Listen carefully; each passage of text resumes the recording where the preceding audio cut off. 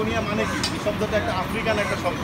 এটার অর্থ হলো হাত পা ভাঁজ হয়ে যায়, এত ব্যথা হয় মানুষ হাঁটতে পারে না, শয্যাশায়ী হয়ে যায়, শরীরে প্রচণ্ড ব্যথা হয়, জ্বর তো থাকবেই, কিন্তু প্রচণ্ড ব্যথা হয়, মানুষ 7-8 দিন করে কাজকর্ম করতে পারে না।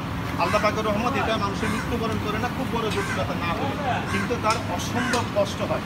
আমরা এইবারে এই 2017 এখন যখন বৃষ্টির মৌসুম শুরু হচ্ছে, তখন এই রোগটার ব্যাপক একটা প্রাদুর্ভাব দেখা যাচ্ছে পুরো ঢাকা শহরে। আমার মনে হয় আপনাদের আত্মীয়স্বজনের মতো হয়েছে কিনা, আমরা এখানে যারা ছিলেন ভাই জানেন, এই দেখছেন সমস্ত, ঠিক আছে।